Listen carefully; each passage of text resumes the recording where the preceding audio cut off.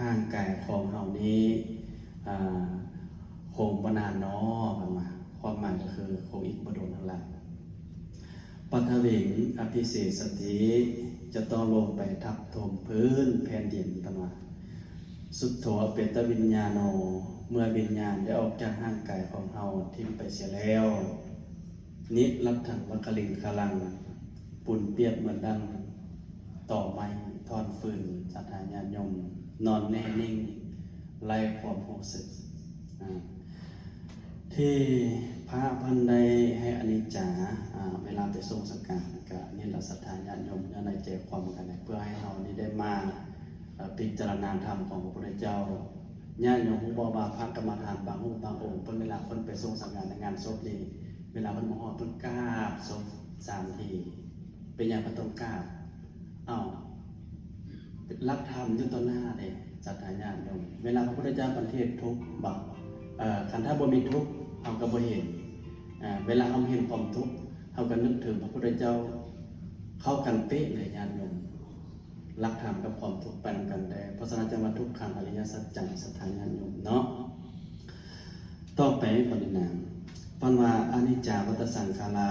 สังขารทางหลายทางปวงบ่เที่ยงเนาะปัญว่าคำว่าอุปัฏฐวายธรรมิโนมีความเกิดขึ้นแล้วก็มีความเสื่อมสลายไปในที่สุดอุปสิตตวานิโรสันติเกิดขึ้นแล้วตั้งอยู่ดับสลายไปเนาะสังคิเตนะปัจจุปันธานะขันธาทุกขาสรุปแล้วขันธ์ทั้ง5คือร่างกายของเราเป็นต้นเหตุแห่งทุกข์ศรัทธาญาณโยมด้วยเหตุใดจึงว่าเป็นต้นเหตุแห่งทุกข์เฮามีน้ำหูน้ำตามาจากสิ่งใดนะโยมมาจากธาตุจากขันธ์บ่เอายกตัวอย่างว่าเฮาเจ็บไข้ได้ป่วยเฮาทุกขเวทนาเฮาทรมานเฮาก็ทุกข์แน่บ่แล้วเฮาฮักผู้ใดผู้หนึ่งผู้นั้นมาจากเฮาไปเฮาก็เสียใจบ่แล้ววันนี้ทุกสิ่งทุกอย่างรวมเข้าแล้วอยู่ที่ขันธ์นี่แหละปัจจวัคขันธ์เนี่ยพระพุทธเจ้าเป็นทุกยิ่งเพราะฉะนั้นให้เฮาทุกคน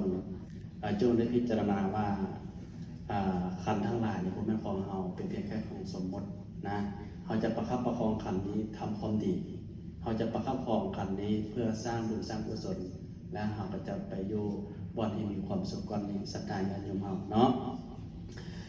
คำว่าขันธ์5มันนี่นะศรัทธาญาณโยมตั้งใจฟังเด้อขันธ์5พระพุทธเจ้าเรียกว่าขันธ์5ก็คือรูปนะรูปนี่คือร่างกายประกอบไปด้วยธาตุทั้ง4มีดินน้ำลมไฟมาผสมกัน